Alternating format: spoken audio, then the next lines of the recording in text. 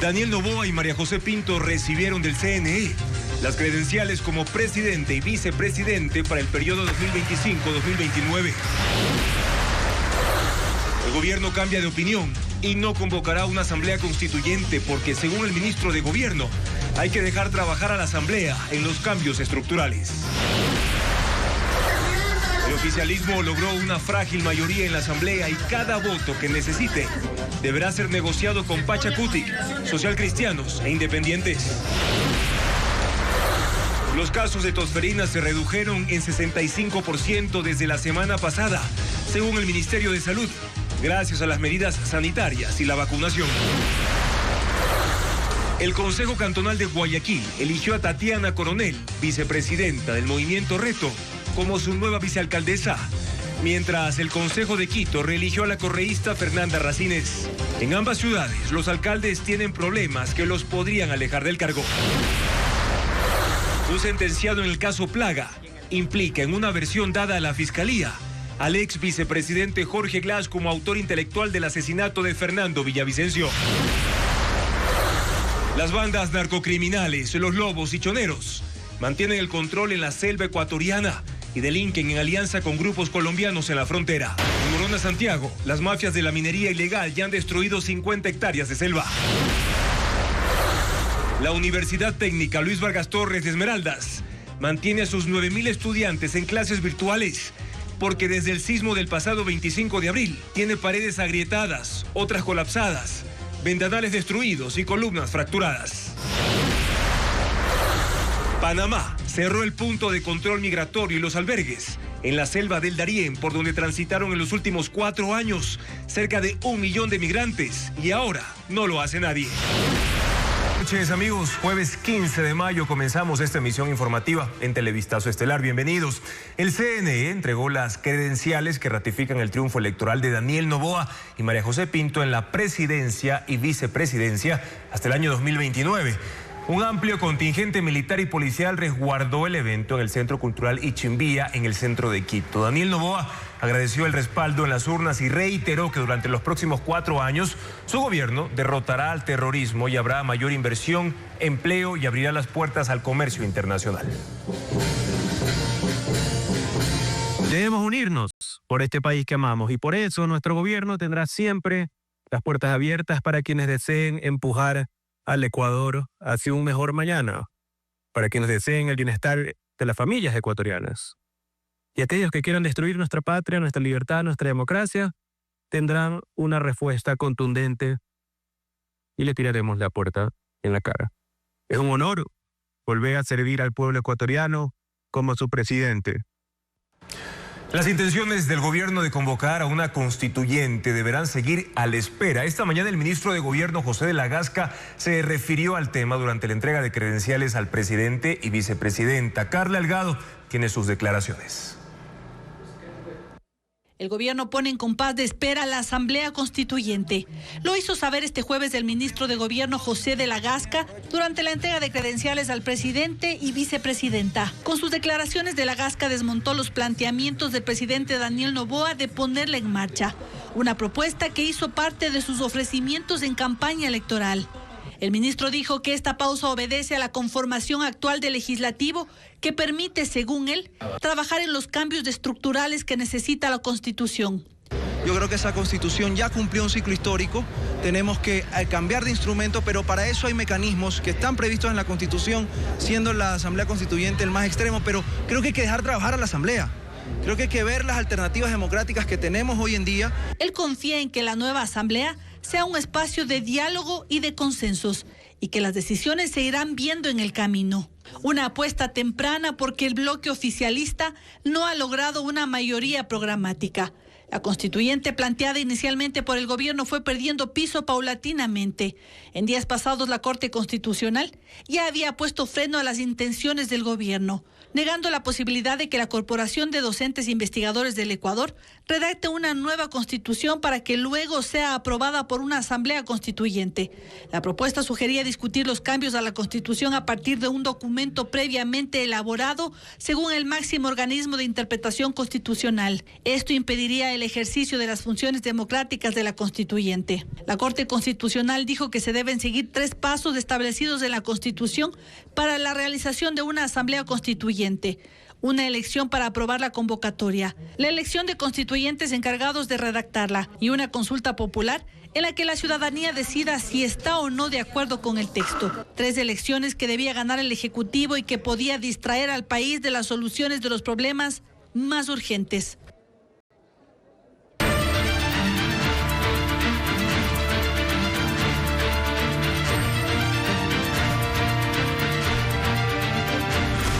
Asamblea, una mayoría de arena. El movimiento ADN logró los votos suficientes para controlar el legislativo y nombrar los puestos directivos. Sin embargo, la mayoría no es estable y desde la sesión inaugural cada voto adicional a los de la bancada deberá ser negociado. Francisco Garcés describe la situación de la mayoría de la que dependerá el bloque oficialista. ADN sí logró una mayoría en la Asamblea, pero por su conformación no permite avisorar que dé estabilidad política para aprobar los proyectos que ha anunciado el presidente Daniel Noboa para su nuevo gobierno.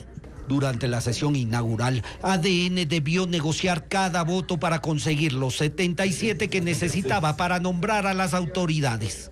Dependió de la división de Pachacuti y que 6 de sus 9 votos se alineen en algunas de las votaciones. Lo mismo sucede con el socialcristianismo y los independientes, de los que solo cuenta con 4 votos. Negociar cada voto pone en una situación de debilidad al oficialismo, que necesita al menos 77 para aprobar cada ley. Esto sin contar con los 101 que requiere para aprobar reformas o enmiendas constitucionales. El panorama luce cuesta arriba para el gobierno si impulsa, como ha anunciado, reformas de carácter liberal como la laboral o la explotación de recursos naturales. Lo mismo sucede en algunos casos de reformas constitucionales.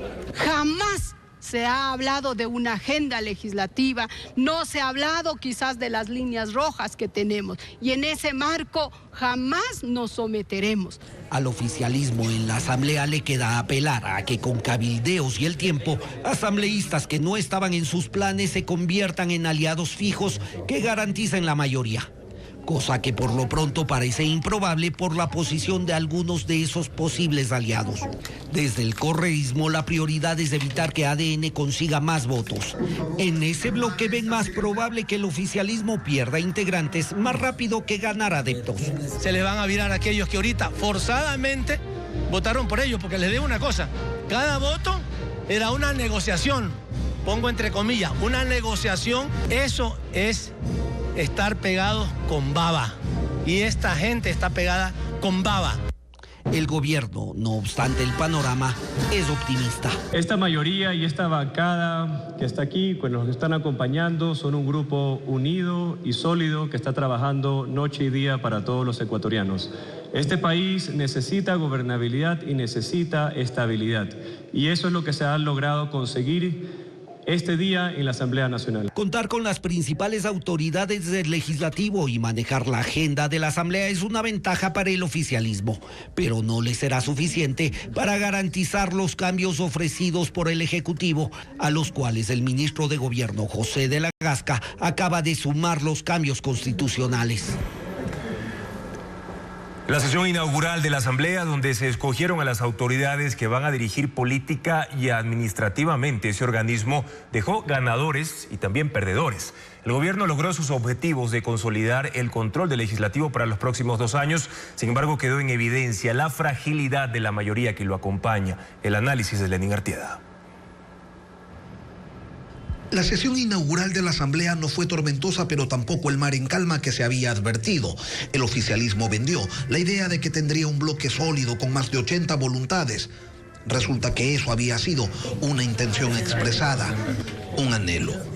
Pero al gobierno no le fue mal en la jornada primera. Llegaron 66 y a la hora de elegir presidente sumaron 14 respaldos para completar 80. Para el resto de dignidades, la cifra fue cayendo y al cerrar la jornada la mayoría se estabilizó en 77 votos. La mínima necesaria, sí, pero suficiente para tener presidencia con Nils Olsen, primera vicepresidencia con Michelle Mancheno y en el Consejo de Administración Legislativa una vocalía de ADN con Sade Fritchi, dos más de legisladores que dejaron sus organizaciones políticas para acercarse al oficialismo, Mónica Salazar y Samuel Selleri, y una más con Steven Ordóñez, afín al gobierno desde la anterior asamblea. 6 de 7. El objetivo de controlar la administración de la asamblea lo alcanzaron con una mayoría circunstancial que ameritó suspender la sesión inaugural en 2 momentos para sostenerla. En Pachakutik las cosas estuvieron más movidas. Llegaron 9 legisladores y en la primera votación ya se partieron en 2. 6 se alinearon con el oficialismo. A cambio, obtuvieron la segunda vicepresidencia y, consecuentemente, el puesto que a esa dignidad le corresponde en el CAL. El movimiento Pachakutik emitió un comunicado en el que acusaron a los 6 legisladores de enredarse en las telarañas del poder, de extravío político y de ser parte de una estrategia oscura. Pero no los expulsan, sino que por el contrario, hacen votos para encontrarse en un futuro en la misma vereda de lucha. El Partido Social Cristiano en una sola sesión perdió el 25% de su representación. Llegaron 4 y con la expectativa de lograr una vicepresidencia. Pusieron sus votos para la elección de Olsen, también para la elección de Mancheno, pero los retiraron cuando vieron que el oficialismo propuso a un asambleísta de Pachakutik y luego a otra legisladora de esa organización para la segunda vicepresidencia. En el PSC no entendían qué pasaba y era bastante simple. 6 es más que 4. El respaldo de Pachakutik tenía más peso. Sin embargo, el retiro de los votos del Partido Social Cristiano puso momentáneamente en apuros al oficialismo, que no podía superar los 76 votos. Ese movimiento al PSC le costó caro, porque ADN captó a Samuel Selleri, electo por el PSC en Esmeraldas, y lo colocó como vocal en el CAL. Entonces, llegaron 4, se van con 3 y sin ningún cargo. Los independientes son 6 y sus votos son una veleta. Todos respaldaron la elección de Olsen, pero en las otras 8 elecciones que se dieron este miércoles, su pronunciamiento ya no fue orgánico. Se abstenían a ratos, luego volvían a respaldar al gobierno. Lo cierto es que los independientes obtuvieron 2 de las vocalías del CAL, demostrando que cada uno de sus votos es fundamental para la gobernabilidad del proyecto político del presidente Daniel Noboa. Y precisamente el correísmo fue uno de los perdedores durante la sesión inaugural de la Asamblea Nacional. Ese movimiento político tiene el segundo bloque más numeroso del legislativo, pero aún así se quedó sin representación en los puestos directivos del CAL. Francisco Garcés describe el panorama en el nuevo Parlamento. ADN logró bloquear al correísmo en la Asamblea. Esa organización que entre 2009 y 2017 dominó el legislativo y copó sus puestos directivos, esta vez solo fue espectadora de cómo el oficialismo hizo lo mismo y la dejó fuera de cualquier puesto de dirección. Clave en la estrategia de ADN fue la legisladora Mónica Salazar, quien tras ser elegida en Los Ríos por la Revolución Ciudadana, la dejó por el gobierno. Sin ella, ese bloque quedó con 66 representantes y ADN, gracias a ella, con 67. Ella fue la carta que usó ADN para dejar fuera del CAL al correísmo. Lo hizo de esta manera. Como ella no se ha desafiliado de la Revolución Ciudadana, Ferdinand Álvarez hizo por cuenta del oficialismo una jugada. La candidatizó para el CAL como parte de un bloque que tiene más de 14 representantes. Eso manda la ley. Y el golpe fue doble porque Álvarez fue cuadro del correísmo. Esa bancada protestó a gritos y durante la sesión ninguno de sus miembros tuvo la palabra. Viviana Veloso, encargada de las negociaciones en busca de mayoría, no tuvo éxito pese a los intentos que hizo. El correísmo ofreció incluso la presidencia de la Asamblea a Pachakutik y al socialcristianismo. En los últimos esfuerzos durante la sesión ayudaron Paola Cabezas y Blasco Luna. La bancada correísta esta vez tuvo que observar cómo desde el otro lado del hemiciclo se administraba la estrategia para aislarla. En 2 oportunidades el correísmo amenazó con abandonar la sesión. No lo hizo y optó por no legitimar la elección de miembros del CAL, evitando participar en las votaciones. Esa bancada, que representa el 44% del legislativo, se quedó sin cargos y ahora espera la decisión de ADN para saber qué puestos asignará a sus 66 miembros en las 15 comisiones legislativas. No se sabe si ADN le ofrecerá alguna presidencia. Lenin Vimos, sentenciado en el caso Plaga, involucra a Jorge Glass como autor intelectual del asesinato a Fernando Villavicencio. Su versión fue difundida por la abogada del ex vicepresidente. Glass está convocado a rendir versión, como le informa Jacqueline Rodas. La reserva legal de la investigación sobre el asesinato de Fernando Villavicencio se rompió desde el martes. La notificación enviada a Jorge Glass, José Serrano, Javier Jordán, Ronnie Aliaga y Daniel Salcedo sobre su presunta participación en el crimen inundó las redes sociales. La fiscalía, al ser consultada por la prensa, no confirmó ni negó la veracidad del documento. Contestó únicamente que siguen practicando diligencias. Pero abogados de la causa confirmaron a Televistazo que es real. Glass y Salcedo están convocados a rendir versión el próximo 28 de mayo y la fiscalía solicitará el testimonio anticipado de Lenin Vimos, sentenciado en el caso Plaga. En una versión previa, él implicó a los nuevos investigados. Fue Sonia Vera, abogada de Jorge Glass, quien publicó la versión de Vimos, rendida hace más de un año. Él cuenta que conversó con Jorge Robinson Chonillo Mendoza, alias Negro Yorquis, integrante del cartel Jalisco Nueva Generación, y que tiene chats con otros presos sobre el asesinato de Villavicencio, ocurrido el 9 de agosto de 2023. Según la versión, Chonillo informó a Vimos en julio de 2023 que salía a Cali por un camello grande. En enero de 2024, Chonillo le dijo que en Colombia estuvo con gente de Los Lobos. En esa reunión hubo una videollamada de parte de un señor Ronnie Aliaga a través de la aplicación Silent, el cual mencionó que el pago del dinero, es decir, $1 millón, sería en Ecuador y que de eso se encargaría un agente del extranjero, que los capitales económicos están en Ecuador. El valor por 2 personas era del $1 millón.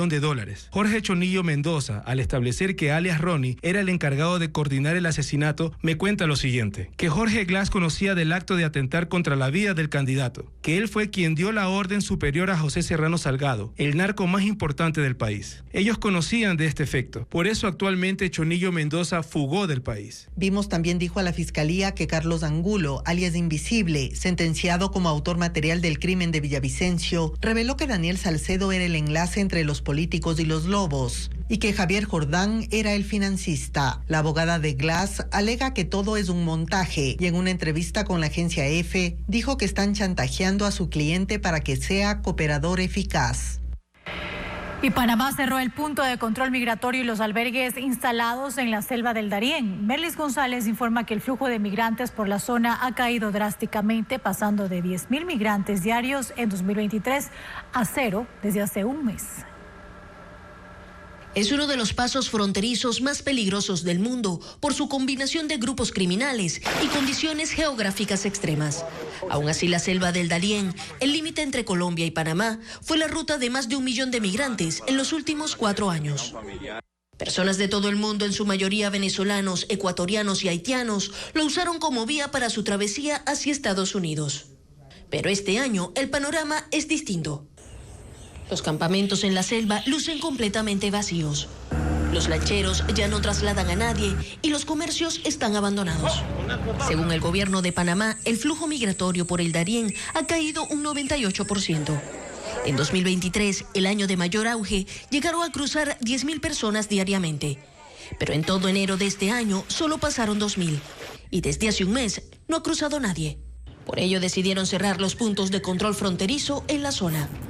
Las autoridades panameñas atribuyen la disminución del paso de migrantes al cierre de caminos en la selva, la imposición de multas y expulsiones a quienes crucen, pero principalmente a la política de deportaciones masivas emprendidas por Estados Unidos, desde el retorno al poder de Donald Trump.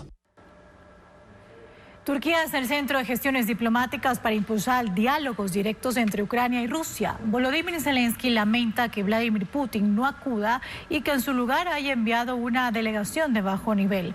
Habrá un encuentro formal mañana. Las previas se dieron hoy en Ankara, Estambul y Antalya. Pero desde Medio Oriente, el presidente Donald Trump anticipa que nada va a ocurrir hasta que él se reúna con Putin. El presidente de Ucrania, Volodymyr Zelensky, llegó a Turquía, país anfitrión de este acercamiento, en el inicio de una intensa jornada que busca relanzar diálogos directos con Rusia. En la mañana, en Ankara, la capital, se reunió durante una hora con el presidente turco Recep Tayyip Erdogan, un encuentro a puerta cerrada para revisar los últimos hechos en la guerra. La postura de Erdogan es que un alto al fuego y negociaciones de paz deben empezar sin perder tiempo. Zelensky esperó hasta el último minuto que el presidente ruso Vladimir Putin acudiera para un cara a cara, pero eso no ocurrió. Preguntado sobre si tenía un mensaje para él, dijo: "Estoy aquí. El mensaje es muy claro". El encuentro de las delegaciones estaba programado para la tarde en otra ciudad, en Estambul. Rusia envió a un asesor presidencial y a los viceministros de Exteriores y de Defensa.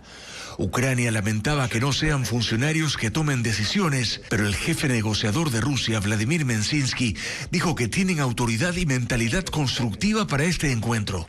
Rusia quiere que la base de esta conversación sean los diálogos que se iniciaron en marzo de 2022 en Bielorrusia y también en Turquía, aunque luego la guerra se intensificó. Además, Moscú pone como condición quedarse con los territorios ucranianos anexados, lo que califica como una nueva realidad en el terreno. Ucrania busca garantías de seguridad y su ingreso a la OTAN, pero Rusia ha dicho que no, que debe quedarse como territorio neutral y sin acceso a armas nucleares. En otro punto en Turquía, en la localidad de Antalya, el secretario de Estado de Estados Unidos, Marco Rubio, sostiene reuniones con el secretario general de la OTAN sobre la situación entre Rusia y Ucrania, mientras que el presidente de Estados Unidos, Donald Trump, de gira por Medio Oriente, ve poca o ninguna posibilidad de éxito a los diálogos de hoy en Turquía. Cree que su gestión personal y un encuentro con el presidente ruso Vladimir Putin son indispensables. No pasará nada hasta que Putin y yo nos reunamos, ¿de acuerdo? Y obviamente él no iba a ir a Turquía si yo no iba. Ucrania, sin embargo, espera que su delegación, encabezada por el ministro de Defensa, presione para conseguir un alto al fuego. El sismo del 25 de abril dejó secuelas en la Universidad Técnica Luis Vargas Torres de Esmeraldas, la única institución pública de educación superior en la provincia. Más del 75% de su infraestructura está comprometida, aulas en riesgo de colapso y cientos de alumnos han pasado de las prácticas a las clases virtuales. Elena Velasco nos muestra el panorama. Columnas fracturadas, paredes agrietadas o colapsadas y ventanales destruidos evidencian la magnitud de los daños que dejó el sismo del pasado 25 de abril en la Universidad Técnica Luis Vargas Torres de Esmeraldas, la única universidad pública de la provincia. En el campus del sector Nuevos Horizontes, gran parte de las edificaciones presentan afectaciones severas, comprometiendo la infraestructura y el desarrollo normal de las actividades académicas. Sus 8.674 estudiantes actualmente reciben clases en modalidad virtual. Uno de los edificios más afectados es el bloque donde funcionan las carreras de comercio, administración de empresas, contabilidad y auditoría. 12 aulas están en inminente riesgo de colapso. Tenemos el 75% de nuestras edificaciones destruidas, que esos en 7 edificios hay que demoler. La Facultad de Pedagogía es otro de los puntos críticos. Una cinta amarilla de peligro restringe el paso a 20 salones que recibían cerca de 1.000 estudiantes de 4 carreras. También los bloques administrativos presentan afectaciones. El más perjudicado es un edificio de 3 pisos donde funcionan las oficinas de talento humano, finanzas, investigación y vinculación. Columnas, mampostería y tumbado están comprometidos. El Salón Azul, espacio para eventos académicos, también tiene daños, al igual que 8 laboratorios, entre ellos el de química, donde se rompieron equipos como sochlets, embudos, frascos quitasatos y probetas. En el de contabilidad, 18 computadoras se perdieron. La universidad recibe un presupuesto anual de $20 millones, de los cuales 16 millones se destinan a gasto corriente, principalmente al pago del personal. El resto se emplea en servicios básicos y obras menores. Por ahora, el rectorado evalúa reformar el plan operativo anual para destinar $800.000 a reparaciones provisionales, aunque reconoce que la verdadera solución pasa por construir un nuevo campus. Este jueves el Ministerio del Trabajo presentó 5 reformas al reglamento 080 que regula la presentación, negociación y suscripción de contratos colectivos. Como cambio sustancial, se fijó un plazo de 30 días para que el Ministerio de Economía emita el informe en el cual certifique que el Estado cuenta con los recursos para cumplir con el contrato. Otro de los cambios establece que solo obreros y trabajadores pueden beneficiarse de un contrato colectivo. Los dirigentes sindicales en relación de dependencia no podrán hacerlo. Un proyecto ha logrado recuperar en tan solo 3 meses plantaciones de banano que se creían perdidas en la provincia de Los Ríos. Es un tratamiento elaborado a partir del tallo del racimo de esa fruta que cambia el panorama para pequeños productores afectados por la plaga del moco. Odette Camacho con más detalles de esta iniciativa. Los bananeros en Los Ríos viven bajo una amenaza constante, la plaga del moco. La bacteria Ralstonia solacenarum ha afectado al menos 15.000 hectáreas de cultivos, según la Asociación Provincial de Bananeros. Ante esta situación, productores han empezado a probar nuevas alternativas. Una de ellas ha despertado el interés del sector.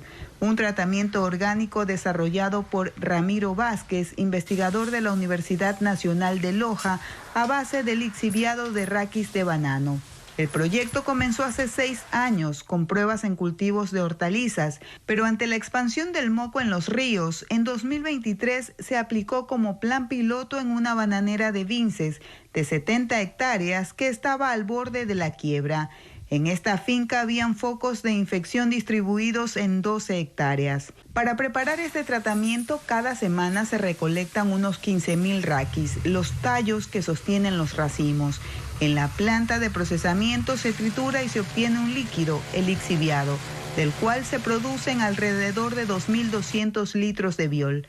El jugo se deja macerar y se le incorporan microorganismos. El proceso de fermentación puede tardar hasta 40 días.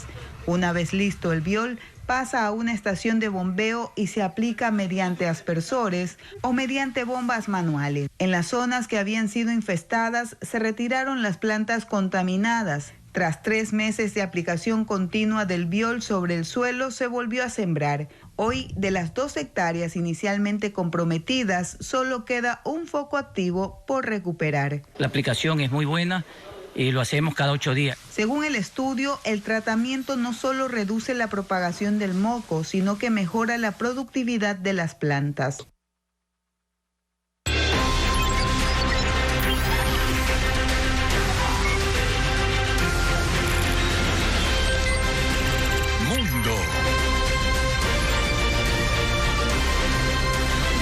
En el Senado de Colombia tras una votación que negó la realización de una consulta popular impulsada por el presidente Gustavo Petro. Senadores oficialistas y opositores se enfrentaron entre gritos y reclamos. El mandatario colombiano denunció un supuesto fraude en la elección y llamó a los movimientos sociales a movilizarse en las calles. Un altercado se desató en la plenaria del Senado colombiano, luego de que una votación negó la consulta popular propuesta por el gobierno de Gustavo Petro. La tensión se desató entre el ministro del Interior, Armando Benedetti, y el secretario de la Cámara, Diego González, cuando Benedetti reclamó fraude en la elección. Entre gritos y golpeando la mesa, Benedetti intentó arrebatarle las actas y otros ministros trataron de contenerlo. La policía intervino para restablecer el orden y el secretario González salió escoltado del edificio. Es la segunda vez que un procedimiento legislativo frena esta iniciativa de gobierno. Gustavo Petro se hizo eco de las denuncias de fraude. Acusó al presidente del Senado, Efraín Cepeda, de cerrar el proceso para que no ingresen suficientes votos a favor de la consulta. En un mensaje en redes sociales, llamó a la ciudadanía a movilizarse. Propongo de inmediato la reunión de las centrales obreras, la coordinación campesina, las juntas de acción comunal, los comités juveniles barriales y el movimiento indígena para dar el paso siguiente. También pidió a la policía no hacer uso de la fuerza contra el pueblo. La reforma que impulsa Petro busca reducir la jornada laboral semanal de 48 horas a 42. Aumentar el pago de las horas extras de jornadas nocturnas y festivas de 75% al 100%. Ampliar las licencias de paternidad. Establecer licencias por salud menstrual. Pero la oposición advierte que estas medidas podrían incrementar los costos laborales para los empleadores, desincentivar la contratación de empleados, afectando la generación de empleo y el crecimiento económico. Miles de uruguayos despiden al expresidente José Mujica en la capilla ardiente abierta en el Palacio Legislativo de Montevideo. El presidente de Chile, Gabriel Boric, acudió a presentar sus respetos y se prevé que el mandatario brasileño Luis Ignacio Lula da Silva se acerque a rendirle homenaje. Ayer el féretro recorrió las calles de la capital desde la Plaza Independencia hasta la sede del Congreso uruguayo. Los restos mortales de Mujica serán cremados mañana y sus cenizas serán enterradas en su granja de Rincón del Cerro, donde vivía junto a su esposa. Mujica, retirado ya de la vida pública por un cáncer, gobernó Uruguay entre 2010 y 2015 y falleció el martes a los 89 años. Y la Comisión Europea acusa a la plataforma TikTok de infringir la ley de servicios digitales respecto a la publicidad, pues no aporta información sobre los anuncios y a quienes están dirigidos. Sospecha además que TikTok no hace lo suficiente para minimizar el impacto negativo en los menores de edad. Si no se dan las correcciones necesarias, la ley permite a Europa aplicar enormes multas a las plataformas que no se ajusten a la normativa, con sanciones que pueden llegar al 6% de los ingresos globales de cada empresa.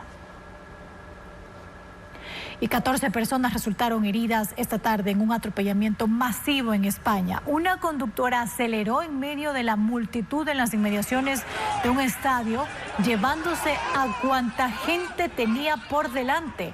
Había tomado una vía equivocada, quedó entre los asistentes al partido del derbi catalán y decidió avanzar cuando empezaron a lanzarse objetos al auto. Uno de los afectados quedó atrapado momentáneamente en la parte delantera del vehículo.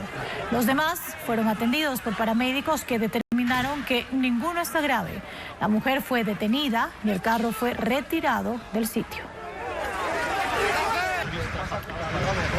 Cientos de seguidores del expresidente de Bolivia, Evo Morales, iniciaron una marcha desde Cochabamba hacia La Paz para inscribir su candidatura a las elecciones presidenciales de agosto, pese a que no se puede volver a postular. Campesinos, mineros y sindicatos de trabajadores iniciaron la travesía de más de 400 kilómetros y advierten que tomarán acciones si no se les permite inscribirlo. La manifestación se da un día después de que el Tribunal Constitucional de Bolivia ratificara la inhabilitación política de Morales porque la ley le prohíbe un tercer mandato. La nueva generación de brazos artificiales incorpora tecnología inalámbrica que se controla a distancia y funciona separada del cuerpo. Además, el telescopio espacial James Webb captó auroras en Júpiter que resultan ser cientos de veces más brillantes que las de la Tierra. Las imágenes con Ana María Palacios.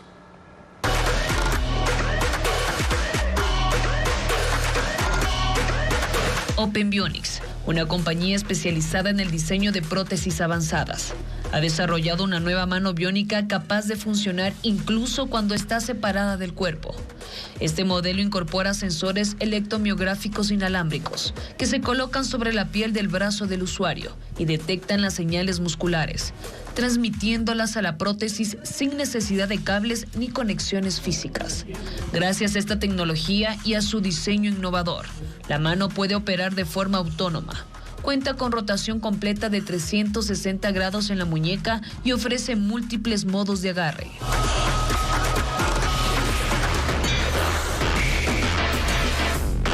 El telescopio espacial James Webb captó auroras en Júpiter que resultan ser cientos de veces más brillantes que las de la Tierra. Las imágenes, obtenidas con su cámara de infrarrojo, muestran una espectacular danza de luces polares, una actividad inesperada en la atmósfera del planeta, desafiando lo que los científicos creían saber sobre su campo magnético y la interacción de partículas en Júpiter.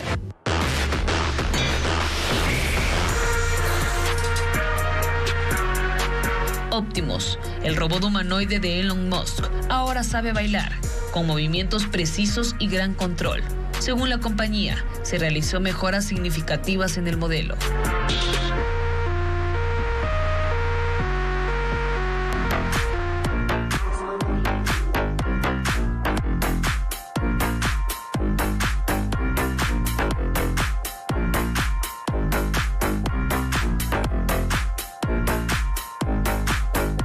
Él tiene su estilo e incluso no necesita utensilio para extender la masa sobre la plancha de cocina. Lo hace con su mano y la esparce en círculos.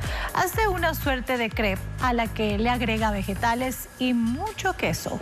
Las trocea y la entrega cual flash al ayudante que la atrapa en el aire. Es todo un espectáculo. No por nada, es uno de los puestos de comida callejera más famoso de la India. El video tiene miles de vistas en X.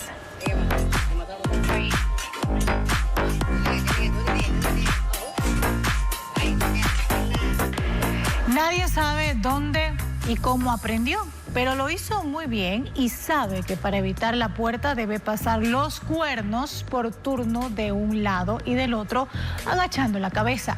El resto es pan comido. Se inclina y pasa todo su cuerpo. Su estrategia tiene precisión y coordinación. Se escapa con estilo. El video tiene 477,000 vistas. Está en el Océano Índico y pertenece a Yemen. La isla Socotra es famosa y única en el mundo. Tiene una biodiversidad asombrosa y especies que no se encuentran en ningún otro lugar. Es conocida por sus árboles de sangre de dragón, llamados así por la resina rojiza que producen. Su apariencia es única y en forma de paraguas. Son endémicos de la isla y se adaptan a las duras condiciones climáticas del lugar. También crece allí la rosa del desierto con su tronco hinchado y el incienso de Socotra. Este ecosistema, modelado por un clima seco y un aislamiento prolongado, hace de Socotra un paraíso botánico. El video tiene miles de reproducciones en YouTube. Son magníficos. Cada tiro llega a las canastas colocadas en cada extremo del arco. Lo hacen estrellando el balón y rematándolo tras el rebote o pateando la pelota quieta sobre el césped. Un jugador lo hace de espalda y acierta, otro desde una barrera y más distante del arco. Se divierten y celebran con estilo y mucha gracia. Son 60 segundos de fútbol transmitidos en un programa mañanero para los aficionados al fútbol. Más de 1 millón de usuarios han visto el video. El detalle de estos videos y la información más actualizada se la encuentra en nuestro portal web www.ecuavisa.com y Ecuavisa Play, la dupla perfecta. Al volver, 2 bandas narcocriminales mantienen el control en la selva ecuatoriana. Incluso tienen alianzas con grupos colombianos. ¿Quiénes están en esa lista? La respuesta luego de la pausa. Estamos en vivo también por ecuavisa.com. Votos, la concejala Fernanda Racines fue reelecta como vicealcaldesa de Quito. Su designación cobra más relevancia porque podría suceder al alcalde Pavel Muñoz en caso de que se concrete la revocatoria de mandato, lo explica Diego Puente. El correísmo aseguró la vicealcaldía del Consejo Metropolitano de Quito y así se blindó para mantenerse al frente de la ciudad ante la eventual revocatoria del mandato al alcalde Pavel Muñoz. Fernanda Racines, de la Revolución Ciudadana, fue reelecta la mañana de este jueves en una sesión sin incidentes y en la que se evidenciaron acuerdos con otras bancadas. Necesitaba al menos 12 votos y alcanzó 15. Su principal función será reemplazar a Muñoz si se concreta su revocatoria. Dejaron de lado sus legítimas aspiraciones personales por la estabilidad institucional de Quito y la continuidad de un plan de trabajo elegido democráticamente en las urnas para así construir una ciudad. Su reelección estaba en duda porque el correísmo tiene 6 curules, la oposición 7 y los 8 restantes votan indistintamente. Sí, juro. Muñoz tomó juramento a Racines luego de su reelección y dijo que la ciudad votó por la estabilidad. Mientras algunos buscan el caos y la desinstitucionalización, el Consejo Metropolitano de Quito apuesta por que Quito renazca y no se detenga. Los 7 concejales de oposición se mostraron molestos con esta reelección y dijeron que se consiguieron los votos por ofrecer presidencias en las comisiones metropolitanas. Mientras tanto, la sesión de consejo en la que se eligió a la nueva vicealcaldesa de Guayaquil transcurrió en medio de contrapuntos entre los concejales socialcristianos y los correístas, incluyendo al alcalde de la ciudad. Al final hubo mayoría a favor de Tatiana Coronel, quien fue electa hasta el 2027. designación de la vicealcaldesa. Solo hubo una candidata nominada, Tatiana Coronel. Muchas gracias. La mayoría del consejo la respaldó, aunque hubo excepciones. Por ejemplo, Cintia García del Partido Social Cristiano. Mi votación es abstención porque este es un problema interno entre ustedes, de su organización política. Y luego vino el turno de Ana Choes, también concejal social cristiana, cuyo voto fue en contra. Porque la candidata propuesta proviene de una línea política que ha demostrado no tener compromiso firme con la probidad. Los máximos líderes son prófugos, procesados, sentenciados. Su postura disgustó a los concejales de la Revolución Ciudadana. No es un movimiento de prófugos, concejala Ana Choes, es un movimiento de gente digna y trabajadora. Al final la mayoría se impuso. Hubo 12 votos a favor, 1 en contra y 2 abstenciones, porque Blanca López, la vicealcaldesa saliente, también se abstuvo de votar. Tatiana Coronel es economista y está en el consejo porque reemplazó a Raúl Chávez, quien hoy es asambleísta. Alcalde, quiero que cuente conmigo para acompañarlo incondicionalmente en los desafíos que se presenten. Es la vicepresidenta del movimiento Reto y es una de las concejales más cercanas a Aquiles Álvarez. 3 rostros lideran ahora el poder legislativo. El exministro de Turismo y empresario Nils Olsen en la presidencia, Michelle Mancheno, abogada, como primera vicepresidenta, y Carmen Tiupul, líder indígena, como segunda vicepresidenta. Televistazo amplía sus perfiles. En su primera sesión, la nueva asamblea eligió a sus principales autoridades. Televistazo presenta sus perfiles. El presidente del Poder Legislativo es Nils Olsen, de la bancada de Acción Democrática Nacional. Es licenciado en Administración de Negocios y Marketing por la Universidad Estatal de Luisiana, en Estados Unidos, y tiene una maestría en Turismo Sostenible de la Universidad Monash, en Australia. En el sector privado, su nombre ya era conocido como empresario hotelero. Es propietario de una hacienda de ecoturismo en el cantón Bucay, provincia del Guayas. Su trayectoria pública comenzó en 2021 cuando fue nombrado ministro de Turismo en el gobierno de Guillermo Lasso. Y luego en noviembre del 2023 fue ratificado por el presidente Daniel Noboa. Ese rol terminó en agosto cuando dejó el cargo para postularse como legislador. Está casado y tiene 2 hijos.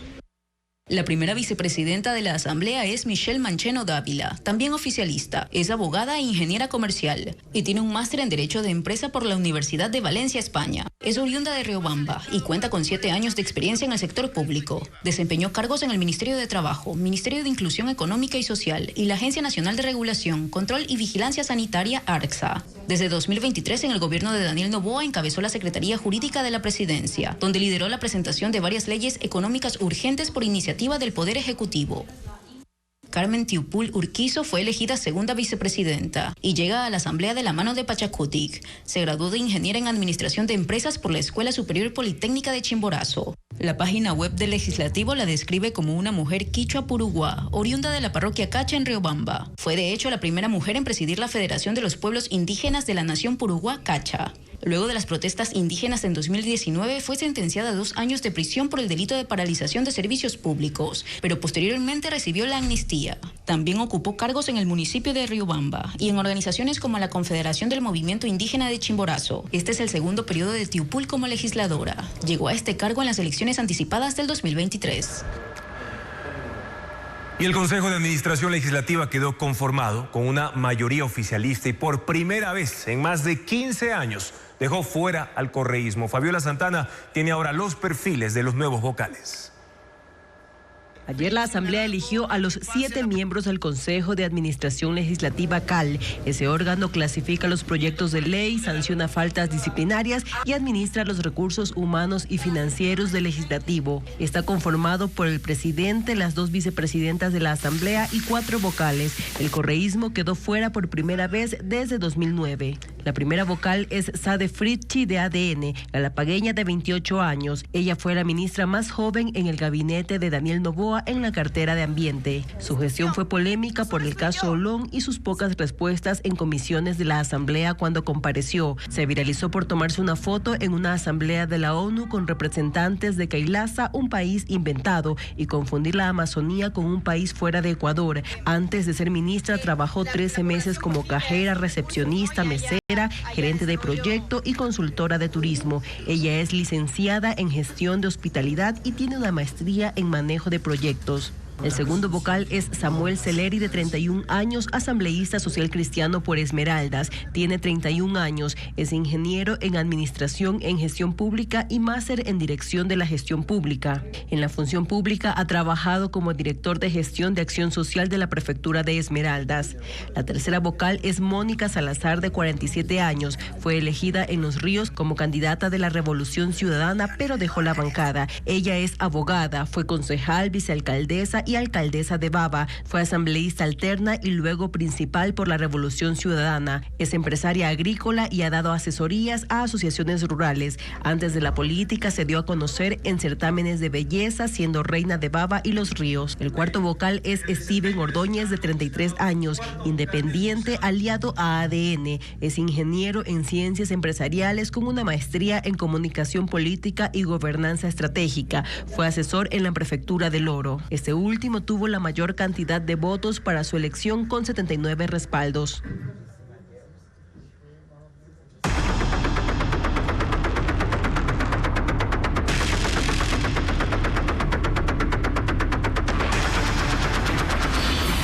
Minería ilegal. Las 7 plagas del país. Las organizaciones narcocriminales, los lobos y choneros mantienen el control en la selva del país. Estas bandas terroristas tienen alianzas con grupos colombianos que operan en la frontera norte. Merlin Ochoa explica que la guerra no es solo por la minería ilegal, sino también por las rutas del narcotráfico. La selva está en guerra y no solo es amenazada por el grupo colombiano Comandos de la Frontera. Según información proporcionada por la unidad de la policía que investiga la masacre en Alto Punino, en Orellana coexisten y compiten las organizaciones criminales de los lobos y choneros, que son grupos considerados por el gobierno como terroristas. La provincia de Sucumbíos está dividida entre los lobos y choneros. En Orellana dominan los choneros, pero en el límite con Napo y en toda esta última provincia están los lobos. En Pastaza y Morona, Santiago, están los dos grupos y en Zamora, Chinchipe, los lobos. El negocio criminal es el tráfico de oro y cocaína. Información policial determina que en la zona fronteriza los lobos mantienen alianzas con comandos de la frontera que trabajan para Jalisco Nueva Generación, y los choneros tienen alianzas con el Frente Carolina Ramírez, también integrado por disidentes de la FARC, pero este último grupo está en Colombia y provee de cocaína principalmente al cártel de Sinaloa. La guerra por la minería ilegal, narcotráfico, tráfico de armas han incrementado los enfrentamientos y las muertes violentas. En el caso de Orellana, en lo que va del año, subió de 44 a 56 los crímenes y en Sucumbíos de 35 a 49. Los agentes resaltan que cada grupo controla distintas rutas fluviales, campamentos mineros y pasos fronterizos clandestinos hacia Colombia. El oro extraído en campamentos ilegales es vendido principalmente en mercados fronterizos con el país del norte y Perú, sin pasar por ningún control estatal. Y la droga colombiana tiene como fin llegar hacia los puertos ecuatorianos o el perfil costanero del país, especialmente Esmeraldas, Manabí, Guayas y Los Ríos. Fuentes del ejército confirman que en campamentos mineros ilegales en la frontera también se han encontrado laboratorios de procesamiento de droga, pero en el lado colombiano. Y grupos de minería ilegal empezaron a devastar al menos 50 hectáreas de bosque en Morona, Santiago. Esa provincia también se ha convertido en una zona roja para la minería ilegal. La presencia del grupo Los Choneros amenaza a quienes denuncian el impacto ambiental y social. Hernán Higuera describe la situación en ese territorio. Un sobrevuelo sobre Taisha en Morona, Santiago capta la alarmante problemática. Destrucción de los bosques y contaminación de ríos debido a la minería ilegal. Una franja de lodo y la devastación creada por maquinaria introducida para explotar ilegalmente a cielo abierto y a gran escala los recursos minerales. Aún no se sabe cómo estas grandes máquinas llegan sin permiso a la selva. En Morona hay un Consejo Defensor de Derechos Humanos y de la Naturaleza, presidido por Olger Íñiguez. Él estima que unas 50 hectáreas de selva han sido devastadas en la provincia hasta el momento. 50 hectáreas de las que son visibles. De ahí hay mucho más, porque hay maquinaria que entra a donde no es visible. Abren caminos y entran a la minería ilegal. En Morona, Santiago, no hay concesiones mineras legales, por tanto todo es invasión. Esta provincia está entre las 7 de la Franja Roja por el acelerado avance extractivo con violencia que afecta a 200 comunidades indígenas al borde de los ríos. En Morona, Santiago, están identificados los puntos de El Tin y San Marcos en el cantón San Juan Bosco, San José de Piun, San Luis, Azao, Río Blanco, Río Leonurco en Gualaquiza y vía Plan de Milagro y Tinajillas en Limonindanza, según el registro de Arcom. Pero los defensores ambientales dicen que la expansión es cada vez mayor. A vista y paciencia de nuestras autoridades locales, porque nosotros tenemos autoridades que son representantes del gobierno, pero son oídos sordos, ojos ciegos y bocas mudas. La agrupación delictiva Los Choneros es la que opera en esta provincia amazónica, según se identifica en el decreto ejecutivo 493 del 2 de enero de este año. Los habitantes de esta provincia dicen que hace 6 meses ha llegado gente desconocida a los cantones relacionada a la actividad minera ilegal. Y en Alto Punino, el grupo criminal Comandos de la Frontera sembró terror y zozobra para poder controlar las actividades de minería ilegal. Paul Romero explica que consolidaron su poder en el año 2023 y los pobladores los responsabilizan de masacres en la zona que no han sido reveladas por miedo y también por temor. El grupo criminal Comandos de la Frontera, disidente de las FARC, tomó control de las actividades de minería ilegal en Alto Punino desde 2022, según versiones de pobladores desplazados de la zona otorgadas a la Coordinadora de Colectivos Sociales por la Defensa de la Naturaleza de Napo. Y lo hizo con extrema violencia. En octubre de 2024 informaron sobre una matanza en el sector. De ese día existe un video en el que se observa varios cuerpos que son trasladados en una excavadora, balanceándose en una canasta de metal que utilizan los mineros para proteger los bidones de combustible. No se divisa con precisión el número de víctimas, pero según versiones de los pobladores de la coordinadora, hubo decenas de muertos. Viene la información de que se ha producido una masacre masiva en el sector de los Puninos, donde se cree, ellos dicen que hay un promedio de entre 20 a 25 personas muertas y que muchas de estas personas que han fallecido han sido enterradas en los mismos cráteres de donde se hace la minería.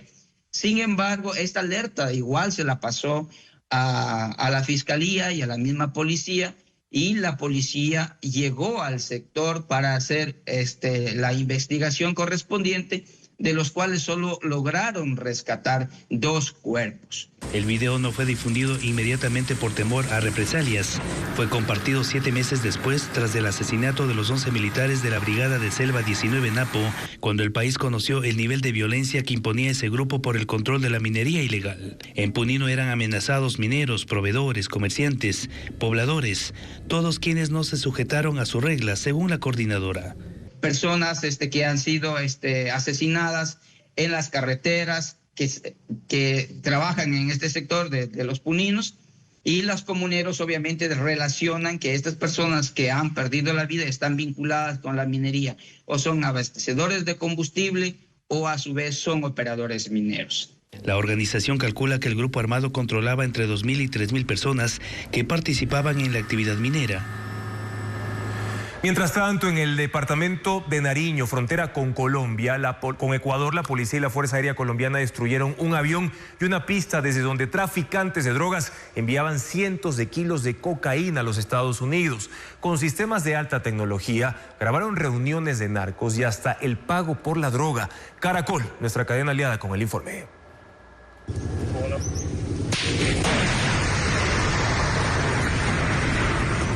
La explosión que ustedes ven y escuchan se presentó en zona rural de Mosquera, Nariño, donde la Fuerza Aeroespacial descubrió una de las cadenas de narcotráfico más grandes del sur del país. Agentes de inteligencia de la Fuerza Aeroespacial grabaron cómo entre los ríos del Parque Natural Sanquianga se movilizaba, según ellos, las lanchas repletas de cocaína hasta la pista clandestina, que tendría una extensión de casi 2 kilómetros de largo y 12 metros de ancho.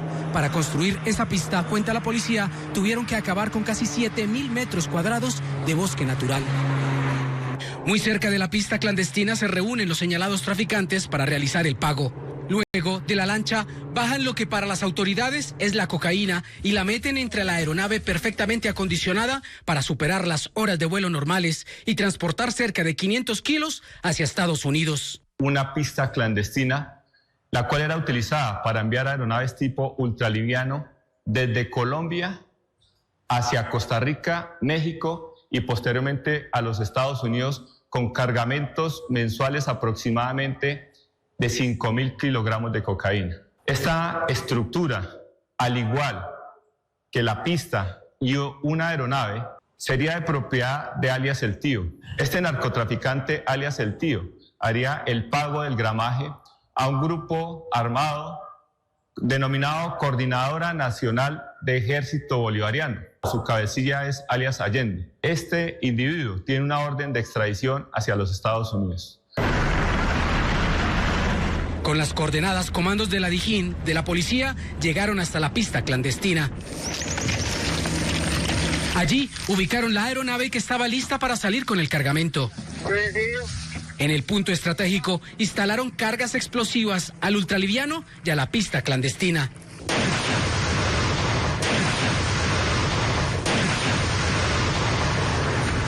Luego todo fue destruido. En el operativo también destruyeron un laboratorio para procesar el alcaloide e incautaron cerca de 500 kilos de cocaína.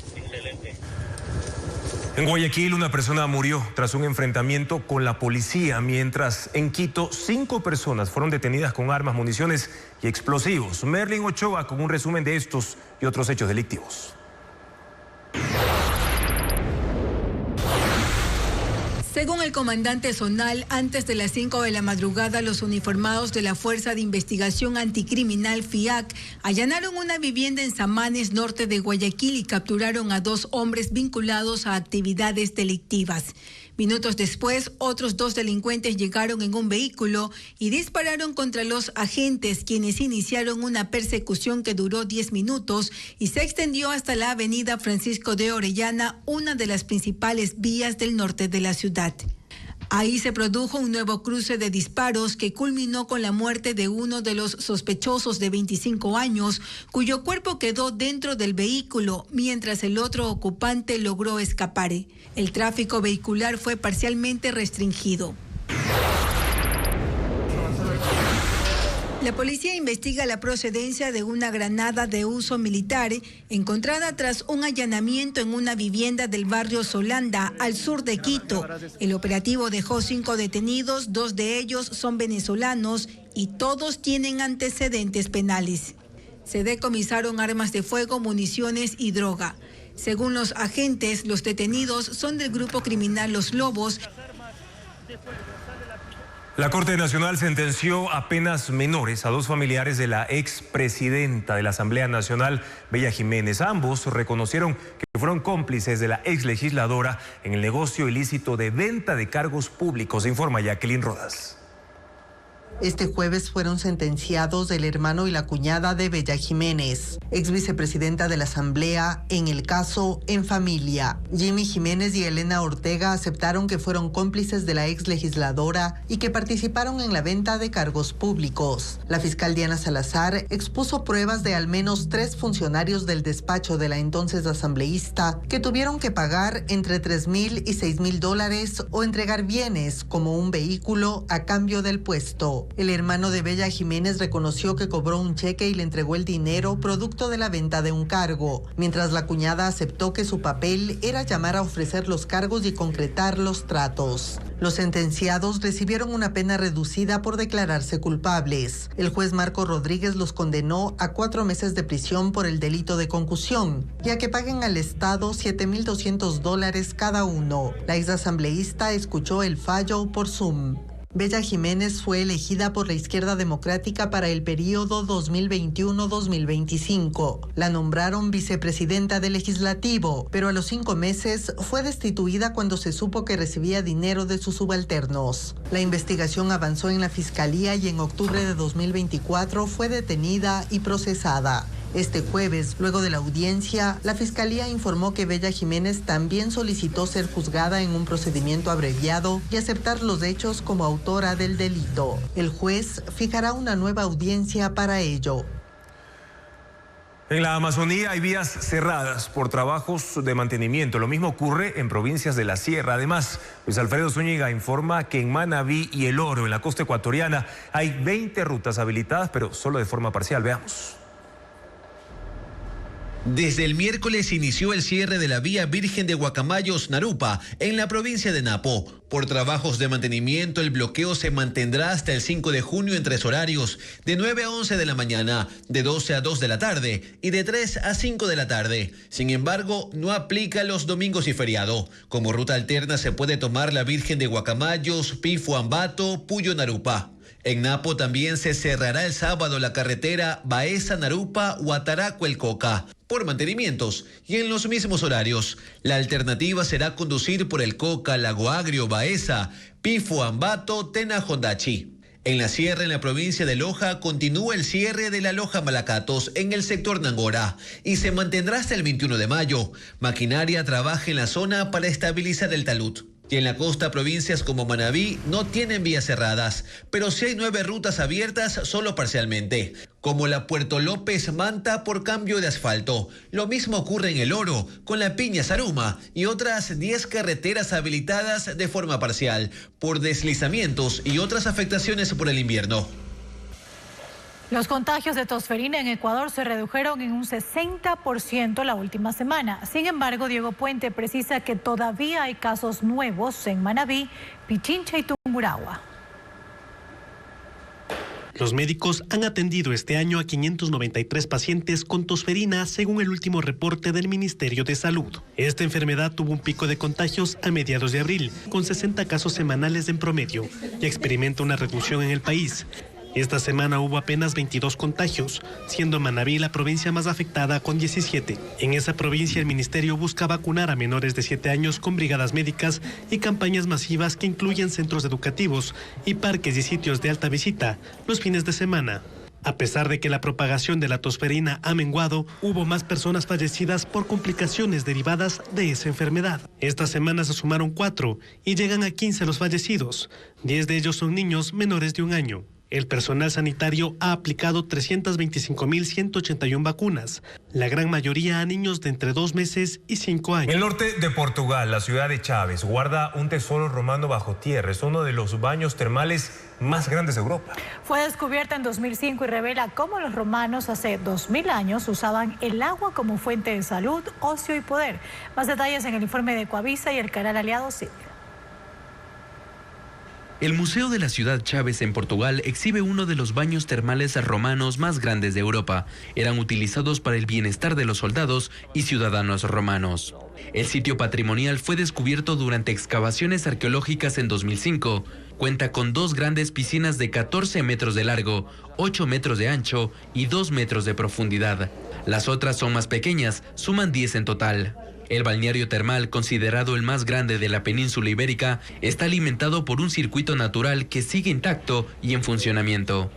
Esta obra demuestra que hace 2000 años los romanos sabían aprovechar las aguas de Chaves para su salud y bienestar. Según arqueólogos, usaban el término spa.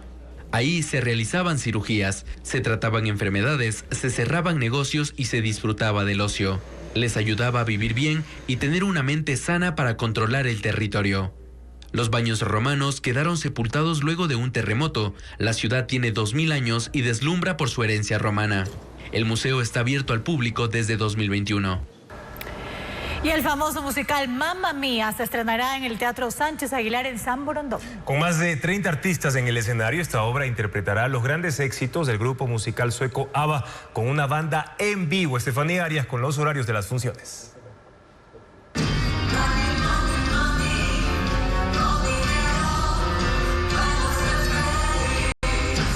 El teatro, las emociones y los grandes éxitos de la banda sueca ABBA lo transporta al soleado clima de las islas griegas.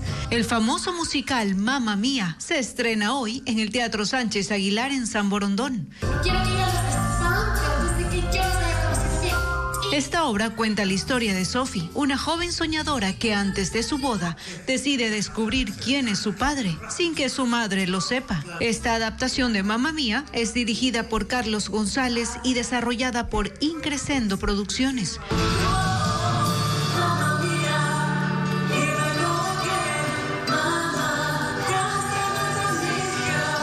Interpretada por Fabo Doja, Alexandra Cabanilla, Rosario Payares, Noralma Riff y otros 30 artistas, quienes cantarán temas en español e inglés con una banda en vivo, como Dancing Queen, Chiquitita o The Winner Takes It All.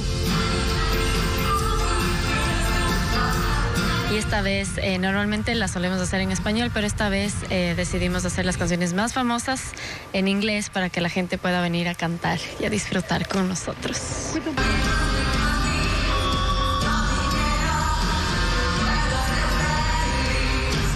Una obra al ritmo de la música disco. Las funciones serán el jueves 15 y viernes 16 a las 20 horas y sábado 17 a las 5 de la tarde.